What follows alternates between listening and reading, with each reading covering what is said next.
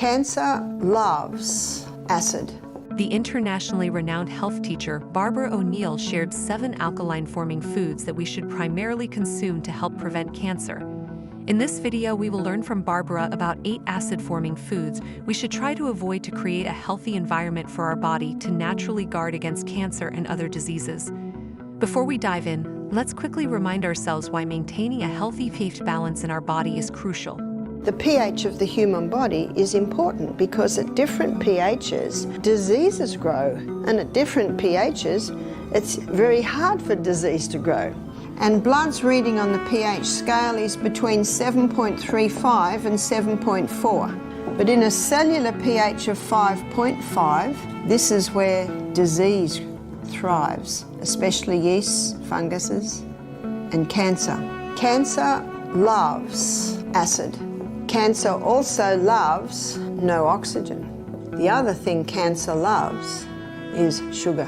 And so when people come to us wanting help to conquer cancer, you see what we do? We suggest a diet that's highly alkalizing. We suggest ways to oxygenate the body, and we also greatly eliminate the glucose, the sugars going into the body. So now let's focus on 8 acid-forming foods to avoid. Number 1, what are acid-forming foods?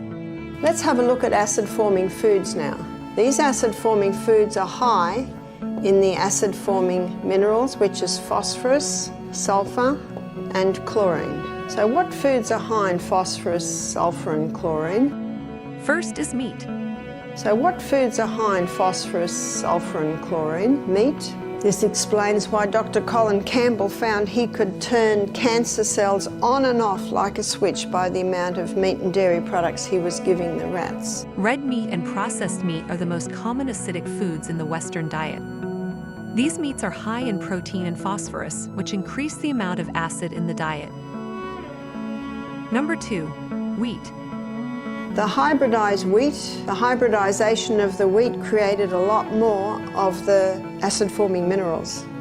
Given wheat's significant role in our diet, let's explore the specific issues associated with it. The original wheat that God made is called Enkenhorn, or some call it just Enkhorn. And that original wheat had a very fragile protein or gluten structure. It is not sure when, but they estimate a couple of 1,000 years ago, Enkenhorn did a wild hybrid with a field grass and came up with the Emma strain of wheat. Its structure, its protein or gluten structure is not as fragile, but it's still fairly fragile. And in the 1950s, it was the Emma strain of wheat that was put through intensive crossbreeding, and it came up with the hybridized wheat that we know today. That hybridization of the wheat created an incredibly complex gluten or protein structure. Today we're looking at how the hybridization process changed the gluten or the protein structure, and it's almost only a cast iron gut that can break down that very complex protein or gluten structure. That explains why so many people are gluten intolerant today. By the 1990s, every pasta, every pizza, every biscuit, cake, cookie, donut, cereal, bread, it's all made out of the hybridized wheat. You see, the farmers love it, and I don't blame them for loving it because they get 6 times more grain per acre. It was zoomed through to help with the starvation crisis in the world, and safety studies were never done. This explains the gluten intolerance that we see today. The 2 most common symptoms of a gluten intolerance is brain fog and bloating. Number 3, caffeine-containing foods.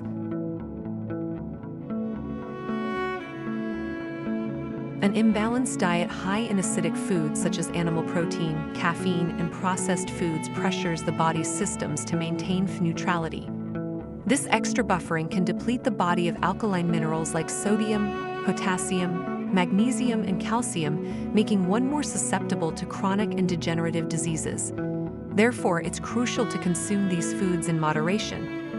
And of course, caffeine usually comes hand in hand with the sugar, which certainly ups it. And remember our 2.6 Coca-Cola, that's a combination of the caffeine and the sugar. 2.6, this is where Coca-Cola sits. It's a killer, it's toxic. Number 4, refined sugar. Refined sugar, It's very acid forming. Refined sugar is very acid forming. While sugar itself is pH neutral at 7, it is considered acid forming due to its impact on the body's pH balance during metabolism. When sugar is metabolized by the liver, it produces byproducts such as lactic acid and acetic acid, increasing the body's acid load. Sugar metabolism also depletes essential alkaline minerals and can lead to their excretion through urine. Moreover, sugar disrupts the gut microbiome, promoting acid-producing bacteria and induces inflammation, which further acidifies the body. Number 5, aged cheese. Aged cheese, what's the blue in the blue vein cheese? The blue in the blue vein cheese is mold. So the only cheeses that don't sit under that category, the cheeses that have probably a pH of 7 would be your fresh. So that's your cottage, your ricotta. I'm not saying that they are okay, because usually they come from cows who have not been fed right or have chemicals in them. Dairy products are generally acid-forming based on their potential renal acid load, PRAL. Foods high in protein and phosphorus, such as dairy, produce acidic compounds during metabolism that need to be neutralized or excreted by the body, increasing the acid load on the kidneys. For example, milk is slightly acid-forming. Cheese ranges from moderately to strongly acid-forming depending on the type, and yogurt is slightly acid-forming. It's important to note that the acid-forming or alkaline-forming properties of food don't necessarily reflect their health benefits or drawbacks. A balanced diet with both types is typically recommended for overall health. Number 6, alcohol and tobacco. Alcohol is not a food, but it creates an acid environment in the body. Tobacco is not a food, but it also creates an acid environment in the body.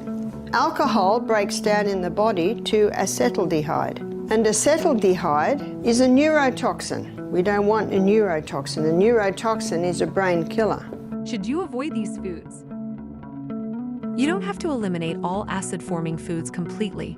To maintain the 6.5 environment, we need to be consuming 20% acid-forming foods and 80%, 70 to 80% alkaline-forming foods.